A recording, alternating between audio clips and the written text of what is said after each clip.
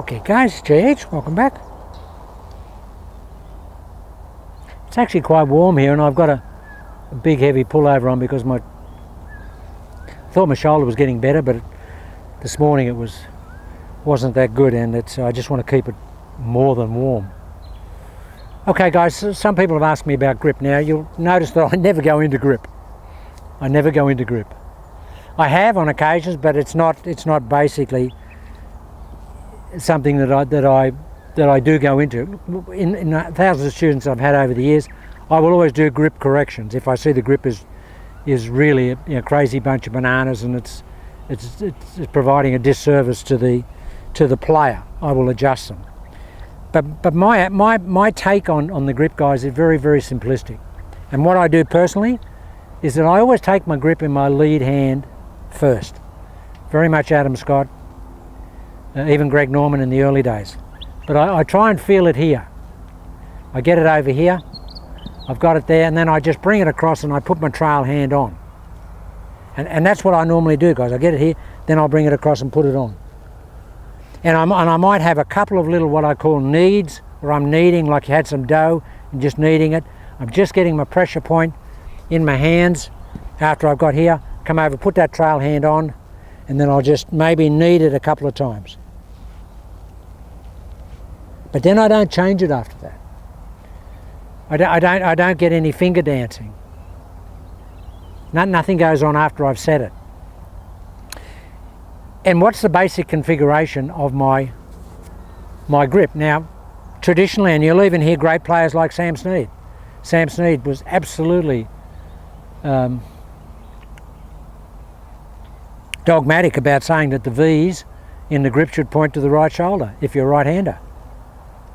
Well, that suited Sam, and that was the configuration of Sam's hands. But I've never done that. And I've always got away with it, I always hit the ball okay. And guys, all I do is I put my hands on the club naturally, anatomically, as they're designed to go on the club. Basically, palm to palm. Just a praying orientation of the hands. Just palm to palm and interlock. There's no, now when I go there and I put there, my V's point to my chin. They're not pointing over here. If I had my V's with my hands and my hand makeup pointing to my right shoulder, I'd be looking like this. The Harley Davidson grip, rum, rum, rum, as Johnny Miller used to call it. So it doesn't suit me to point, and thousands of instructors over the years said, yeah, the grip's got to point where it points. But I just think it's easier if you configure your hands naturally. If you put your hands on the club naturally, like that, the butterfly grip, here we are. There's the butterfly.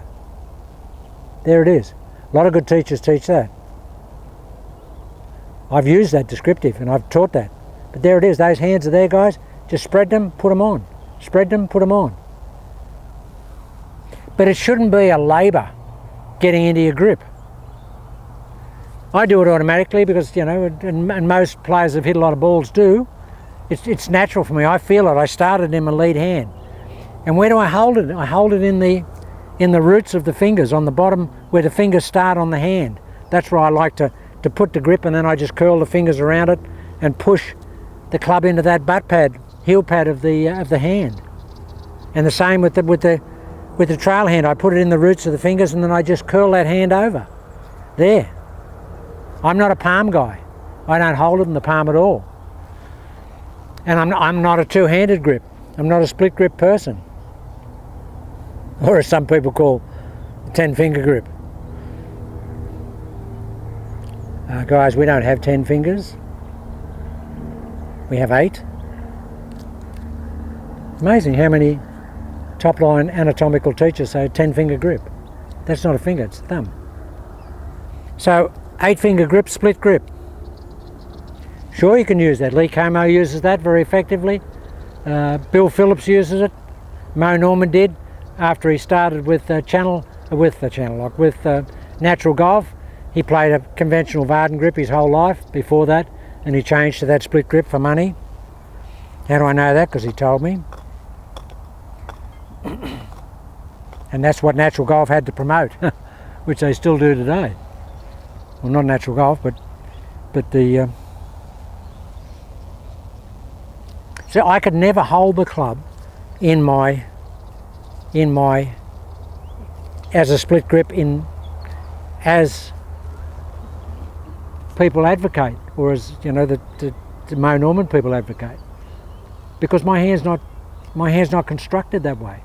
Anatomically, it's not built that way, or physically, it's not constructed that way. So it wouldn't suit me to do that. But it does suit me because I've got rather small. When I say I've got small hands, I've got small hands, but I've got a long wrap. I can wrap a lot. Got a big wrap. The wrap factor is big. So for me, it's very comfortable to get the club in the roots of the fingers and then just wrap that hand over. And you'll see a lot of the times, guys, that I have that trail thumb off the club a lot.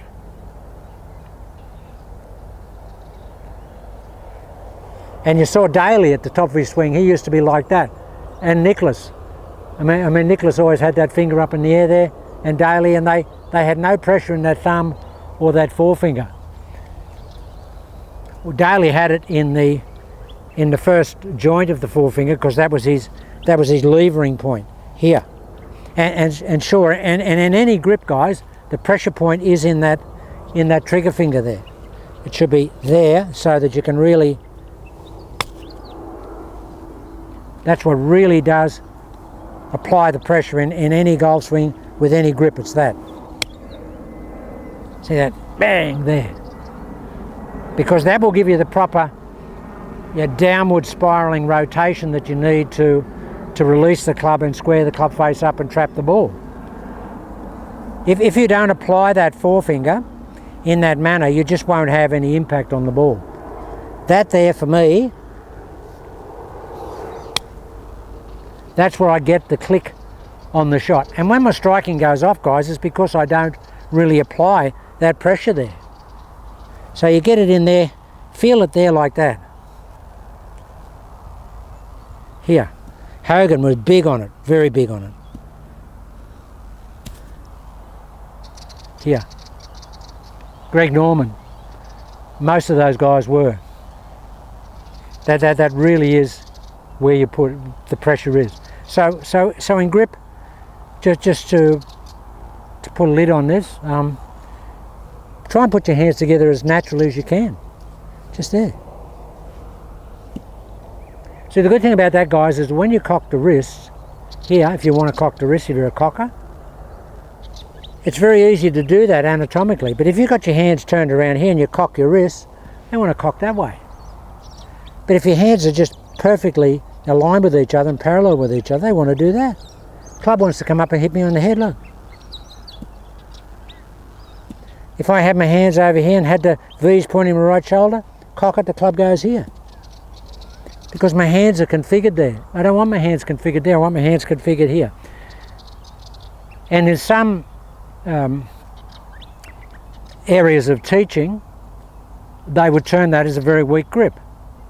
Well, Johnny Miller had that. Johnny Miller had one of the great grips of all time. I think the three best grips I've ever seen in golf were Arnold Palmer's, Sam Snead's, and Johnny Miller's. They were just works of art. And Johnny was, this was Johnny. Here. There was Johnny. Johnny said that the strongest grip in the world for him was what was termed a weak grip. He said the more I can get my hands turned that way in the grip, setting it up, the stronger my impact is. I know why he said that, because that's compression roll. If you get your hands in that position there, that's how you compression roll the club. And Johnny was one of the great ball strikers of all time. Have to be in the top 5 of all time, Johnny Miller. The straightest hitter of modern times. He was the Byron Nelson of his era. Amazing. Even Mo Norman said that Johnny Miller was the straightest conventional golf swinger that he'd ever seen hit the ball, other than Byron Nelson. So, yeah, guys, so you can have what is termed a weak grip. But what you've got to do is if you've got that weak grip or that parallel or palm to palm grip or the praying grip, you've got to make sure that you really apply the pressure with that forefinger first knuckle joint area there. Because if you've got a weak grip and you don't apply that there, you can come in and you can actually just under roll the club instead of trap releasing it. That's the problem. You can do that. Anyway guys, there were just a few points, just a few things on the grip and a couple of other things.